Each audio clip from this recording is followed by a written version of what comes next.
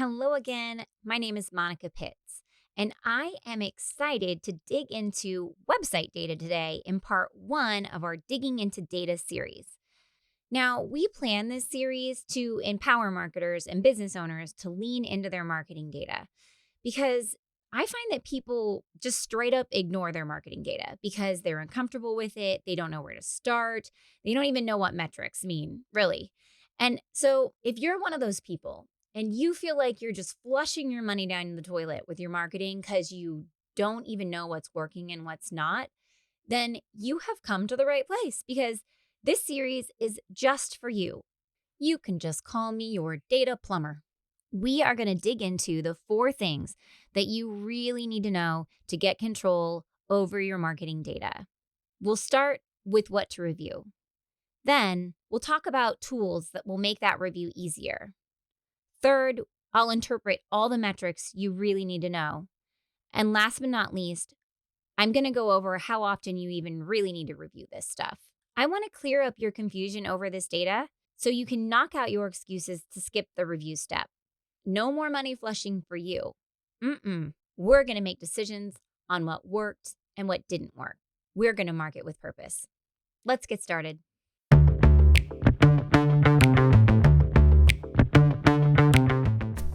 If you're a natural-born marketer, you're one lucky son of a gun. If you're like most people, marketing, especially online marketing, is about as appealing as standing in a police lineup. The May Create team of creatives has transformed websites and digital marketing from craptastic to fantastic since 2005. Our podcast, Marketing with Purpose, makes sense of marketing so you can make purposeful decisions instead of carrying on with the same old crap you've been doing. And now your host, Monica Pitts, founder of May Create, with another episode on how to make your marketing not suck. I'm not going to lecture you about why you need to review your marketing data. Because you're here, I assume that you care about it. So I'm not here to change your values and make you decide that you're going to review stuff. I don't know if I can make you love marketing data as much as I love it. I love it because it's like a human science experiment.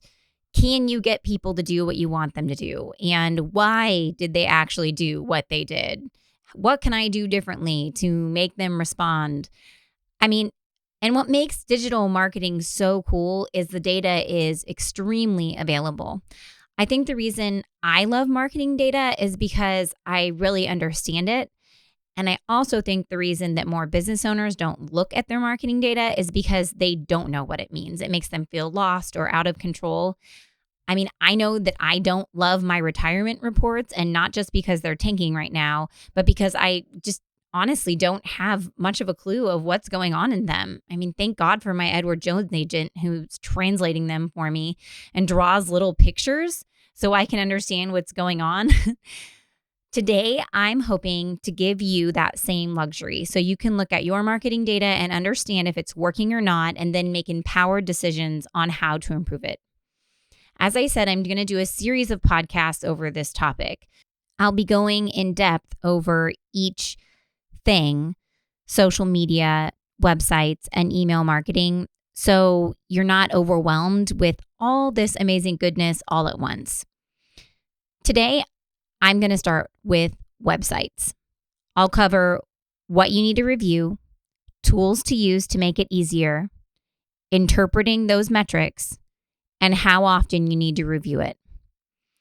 And I'm going to talk about a bunch of really intangible stuff. So if you need visuals, hop on over to the May Create website and get the visuals as well as the show notes and a nicely formatted blog post over this topic at podcast.maycreate.com.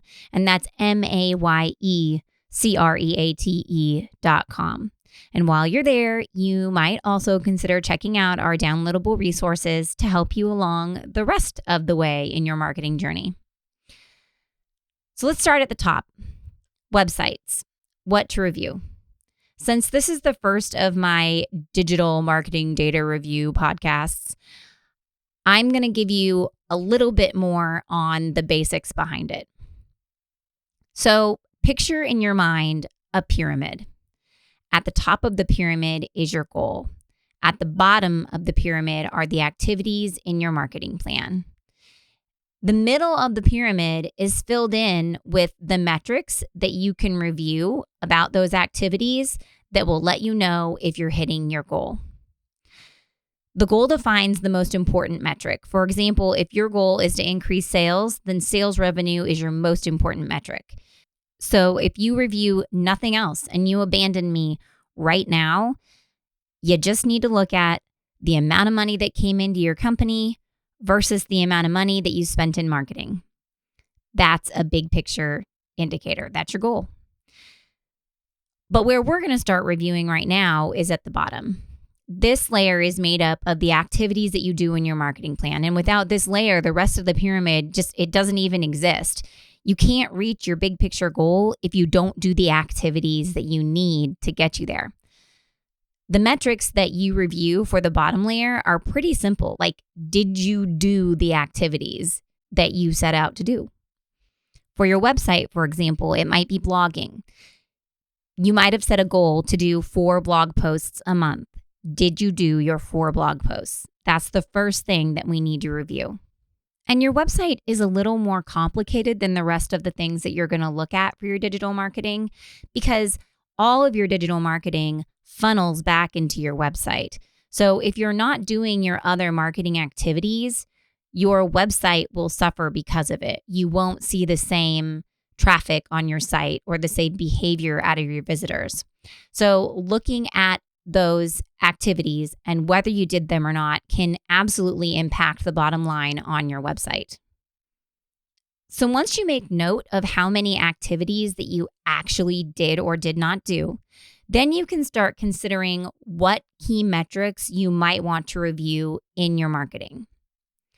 For online marketing, there are so many things that you can review. And as I said, it all funnels back into your website. That website offers another level of checks and balances for all of your online marketing activities. And that's why the website is our first stop on the data review journey. When I take a good in-depth look at a website and try to understand what's going on, there are a lot of metrics that I look at. I start out general with sessions, percentage of new visitors, average time on site, pages per session, bounce rate, and traffic sources. Then I dig deeper and I glance at demographics, take a good look at the pages that were visited, try to understand the landing pages, referral sources, device types, events, and the keywords that bring people to the site. And I just listed off what might feel like, a million things. And you're probably driving in your car right now and you're like, Monica, how am I supposed to process this? And here's the deal. This is just the part where I'm telling you what to review. Next, I'll talk about the tools you'll use to find each one of those things. And then I'm going to go in depth into what each of these things means. Speaking of tools, what tools are you going to use to review the data from your website?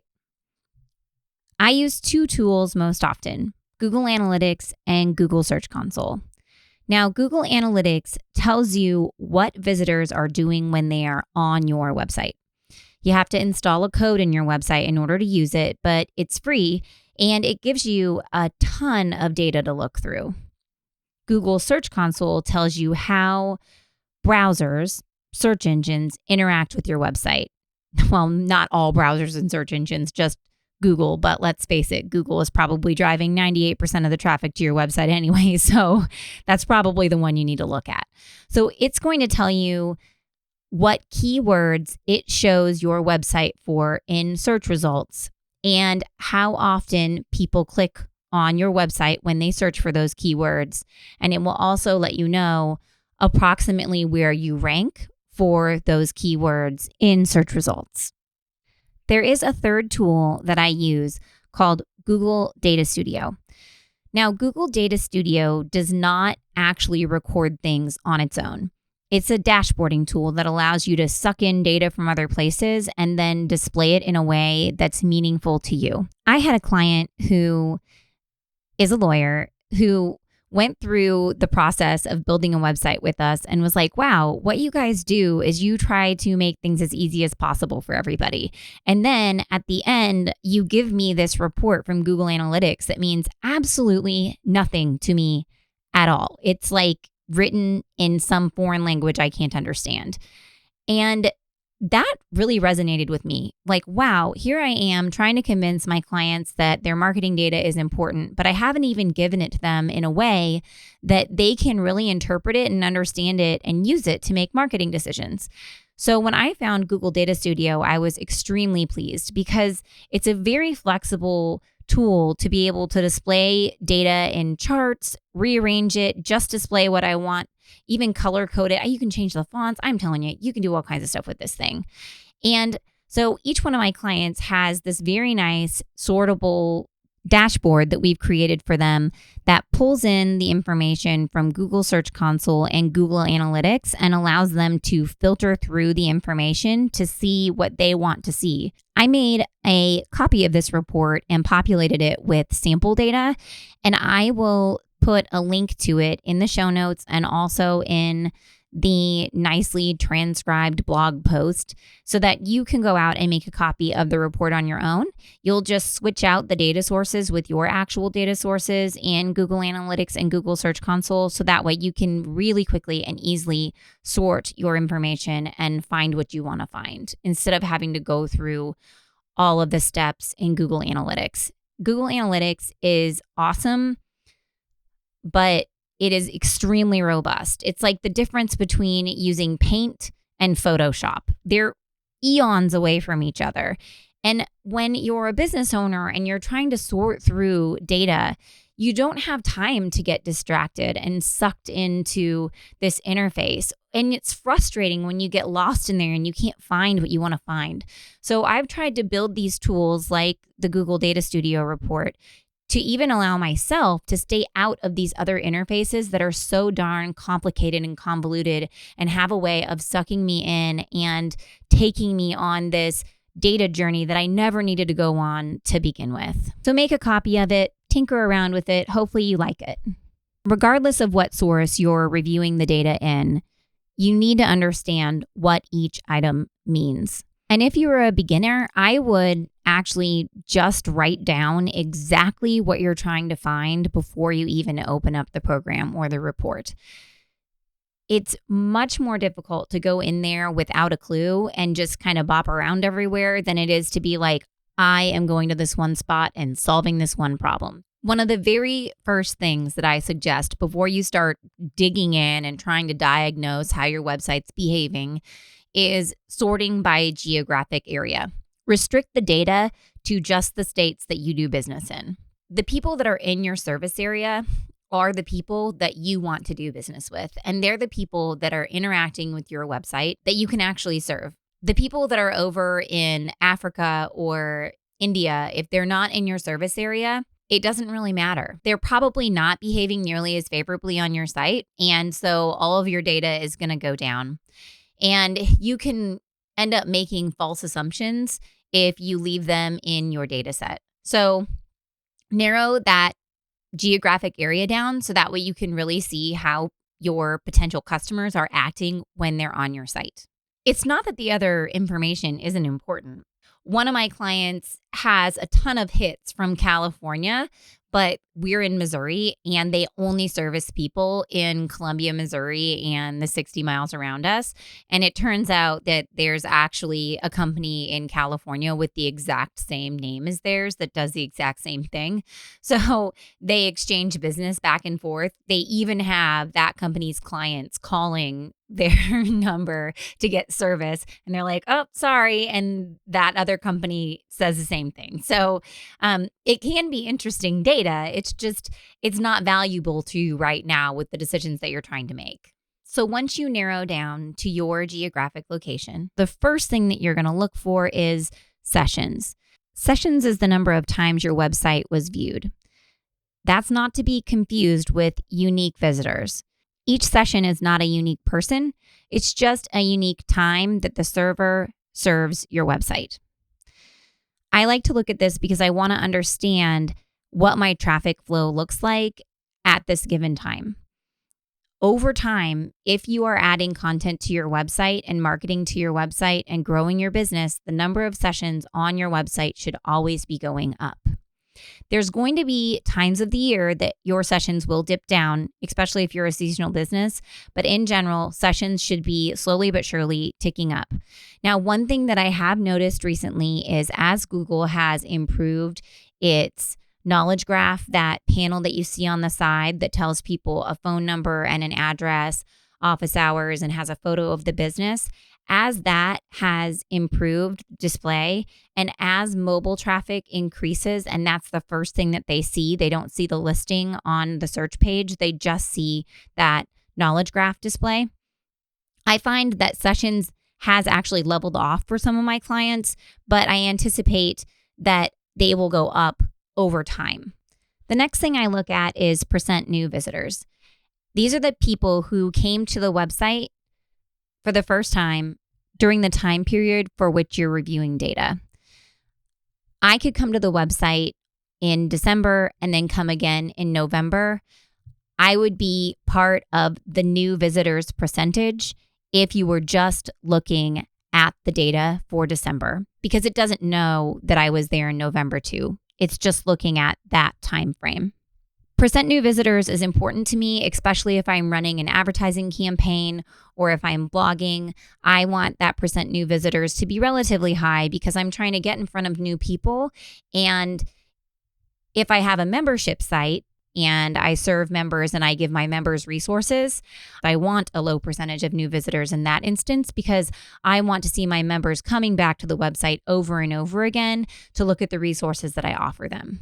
The next three metrics that I review are to give me a picture of what user engagement looks like on the website, their average time on site, pages per session, and bounce rate.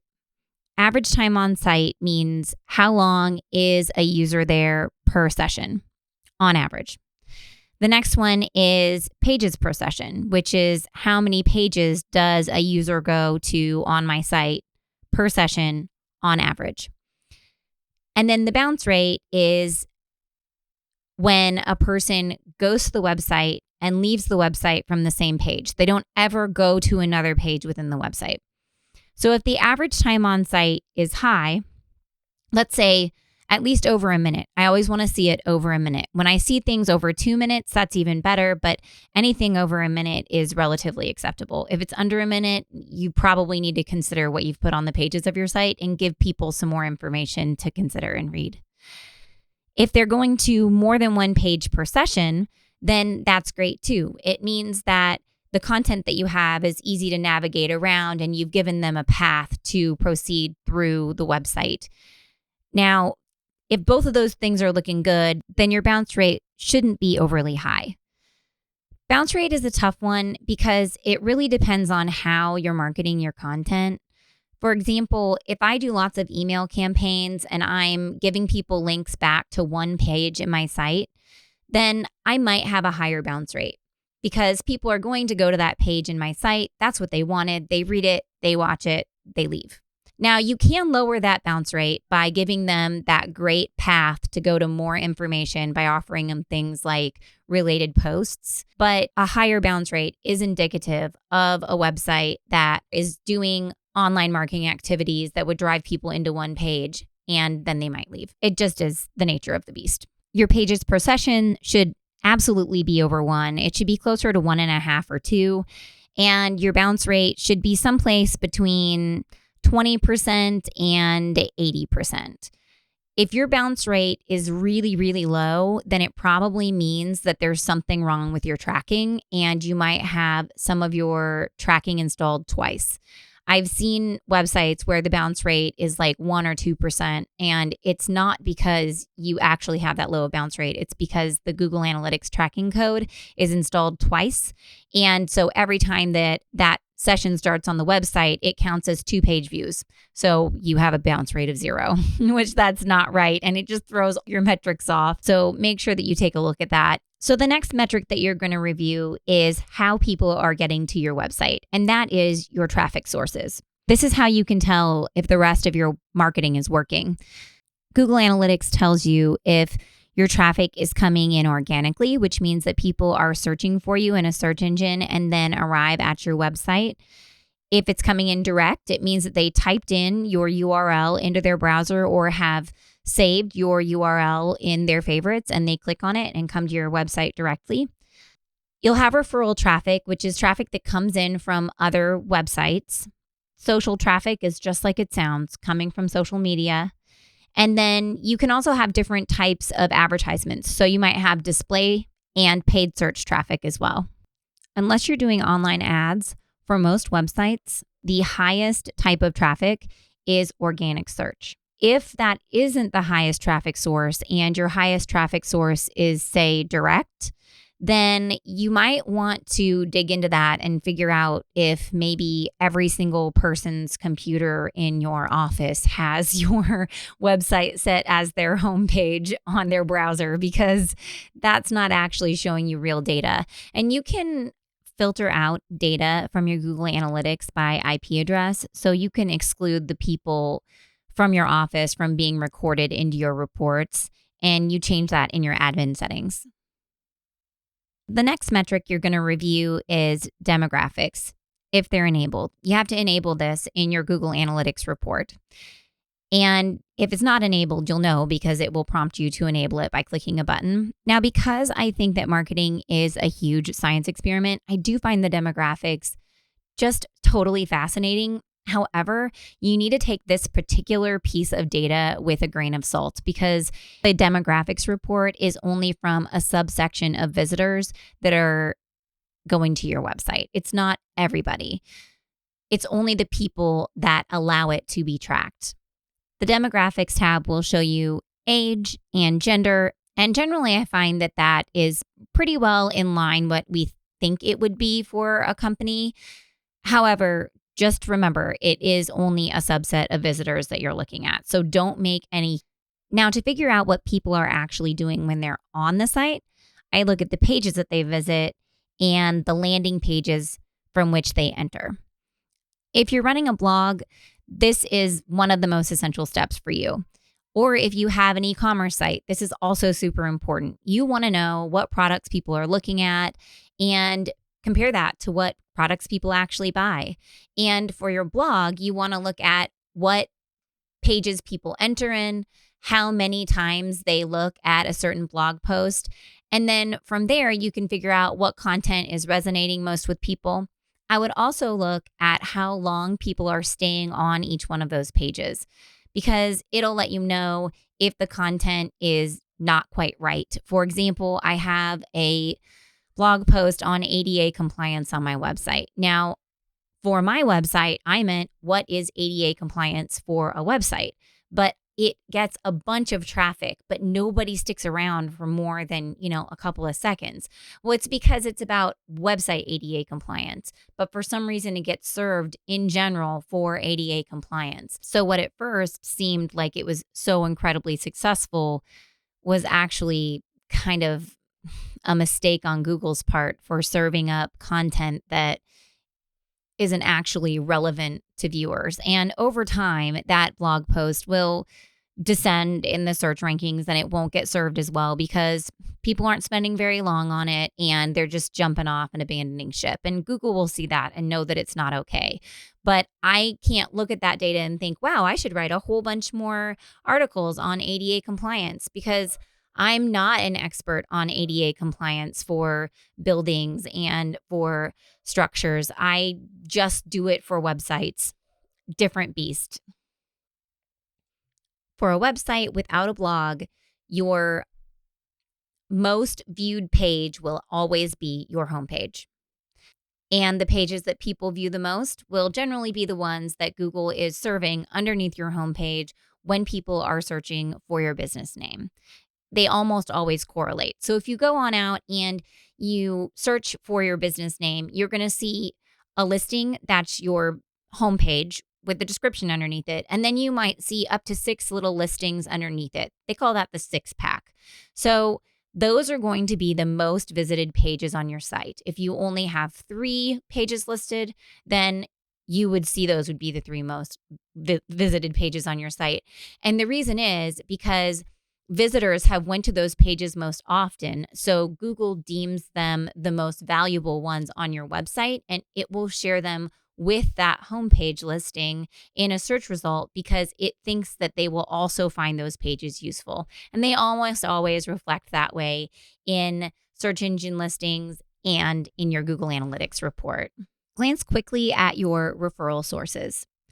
Those are the websites that are sending your website traffic. One of the most important things about this referral report is that all the websites seem normal. They seem like sites that would send you traffic. They might be organizations that you're a member of, that you have your website listed on their site.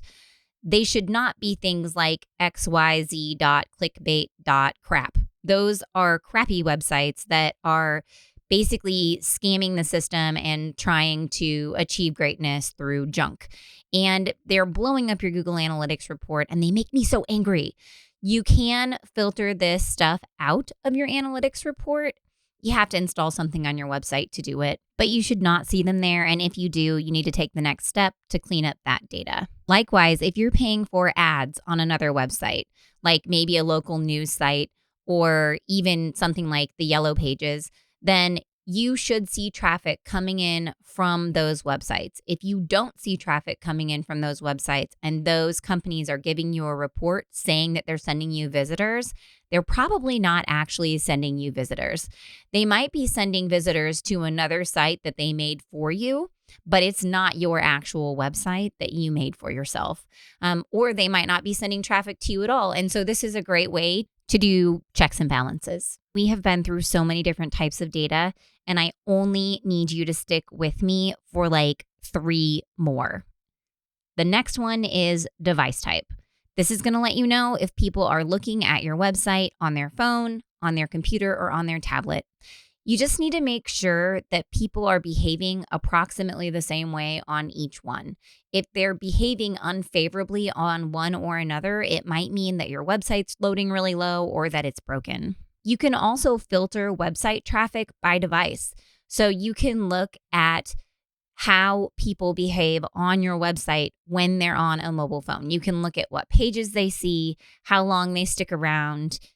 It's great information, and it helps you understand what people need when they get to your website on a specific device. What's their purpose while they're there? For example, if you have a ton of mobile traffic and you're not getting as many conversions on mobile on your shopping cart as you are in desktop, maybe you need to consider a mobile app, or maybe you need to look at the load time or the display on mobile for your shopping cart, because you know that a ton of those people have an interest in your products, but why aren't they buying? What can you change to make them have a better experience so they will buy from you?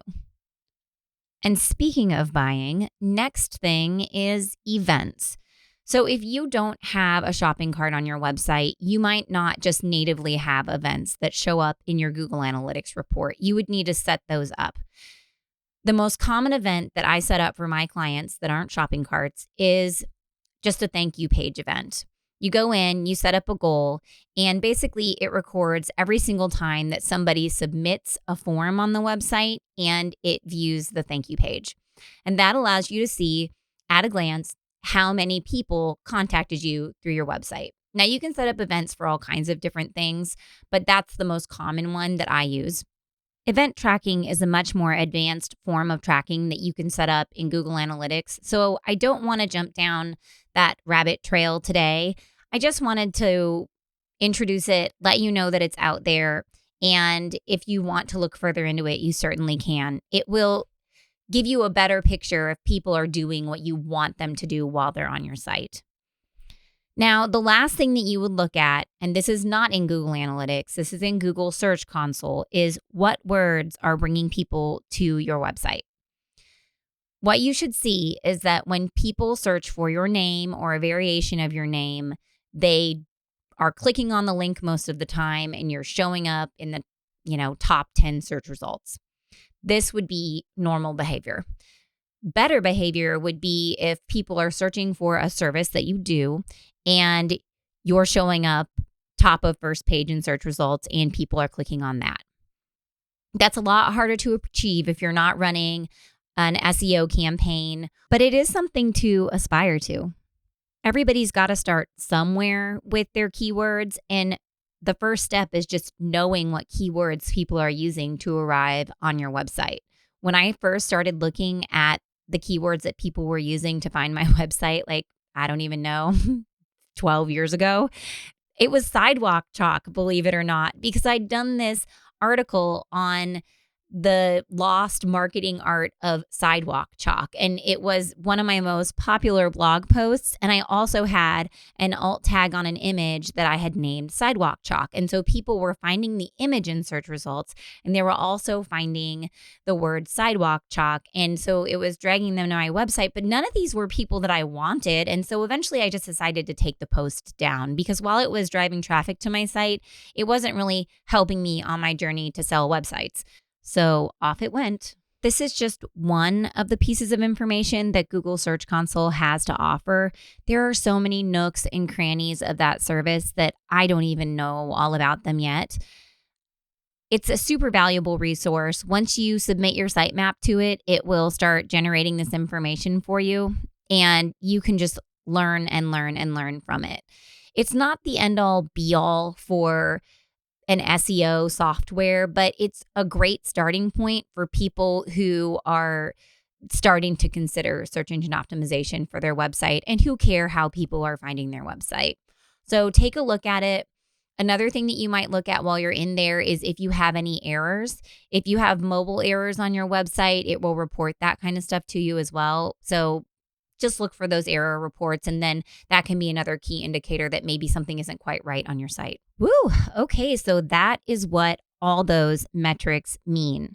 You're going to go out into Google Analytics, or you can use Google Data Studio to look at sessions, percent new visitors, average time on site, pages per session, bounce rate, your traffic sources, the demographics. Take a look at the pages people visit, landing pages they come in on, the referral sources, device type, events, and then you can hop on over to the Search Console and check out what keywords brought people into your site. So now, how often are you supposed to do this, right? That was the fourth thing I promised I'd tell you today. How often do you need to review this data? You do need to make a commitment to yourself and to your marketing to decide how often you'll review, because not everything will need to be reviewed at the same frequency. How often you review your website and what data you review each time will depend on how much traffic you have and how many digital marketing activities you're running. So if I've got a bunch of money tied up in an ad campaign for just 3 weeks for a sales push, I'm going to be looking at my marketing data and my website data almost daily, because I want to see if people are converting. I don't want to spend my money on something that's not working. But if you're only taking in a couple hundred visitors a month, then you're probably just going to need to glance at it monthly, might even be bi-monthly or quarterly. Now, when you begin reviewing your data, I know it's so hard to know what's good and what's not. And that's why I tried to give you some of those indicators here in this podcast. But look at it on a month over month comparison, and then look at it year over year. You won't always see improvement month over month due to seasonal services and fluctuation in your marketing activities. And that's why reviewing it year over year is important. I also like to look at it quarterly and looking at a semi-annual traffic comparison, because I like to see patterns. I like to understand when I can expect a dip in my website traffic, so that when I get into it the next month, I'm not alarmed because things don't look the way that I thought they would. And unless you've completely stopped your marketing, you should generally see improvements in your year over year traffic. And if you don't, then you need to figure out what's wrong. For example, I went into our website and I was looking at it and I noticed that it was declining in year over year for a couple of months. And it turned out that some of my very best blog posts were actually aging and they weren't bringing in the same amount of traffic that they did before. So then I went in and I said, well, what areas is it in? Is it just in Europe that they're declining? Is it in India? Because I don't work in those areas. Well, it turned out that it was everywhere. And that told me that I needed to now start on a campaign to update my blog posts that had done so well in the past, but were starting to age out. So that way I could bump them back up in search rankings and get my traffic back up. And after doing that, I've definitely seen an improvement in my website traffic now. Now, one thing I would not do is I would not do a lot of week over week review. Unless you're engaged in that huge marketing push that I gave an example of earlier, it's difficult to compare that week over week data because it's such a limited amount. Now, as you go through and you see things that are great or they're not great going on your website, just make sure that you're diagnosing the strategy and the creative components of your marketing plan. You know, your strategy is the number of activities that you do, and the creative is the way that you do them. Use your website data as that additional piece of insurance that lets you know that your marketing is working. If Facebook tells you that tons of people are liking and clicking and interacting with something, and it's not sending a bunch of traffic to your website that converts, then it's probably something on your website that's not working, not your Facebook ad. Now, if people are interacting with your Facebook ad, but they're not clicking on it and you're not seeing them arrive at your website, then it's probably that your ad isn't quite right to drive people to your website. There's all kinds of different options that it could be. And obviously, it's just one gigantic science experiment. But this website data will give you another resource with which to base your marketing decisions. So that's it for website metrics. If you want to learn all about social media metrics or email marketing data, check out parts 2 and 3 of this series. Now, we talked about a bunch of intangible stuff today, so if you need visuals, check out this episode's goodie bag. Katie has prepared a party favor just for you. She included links to the websites and services that I talked about in this episode. So hop on over to podcast.makecreate.com. Your party favor awaits. Now, I do have a teeny tiny favor to ask. If you enjoyed this episode, or maybe learned a thing or two, subscribe. Or give us a quick review wherever you're listening. We'd love to hear from you. So no more excuses, no more money flushing. You've got what you need to dig into data, and those decisions aren't going to make themselves. So go forth and market with purpose.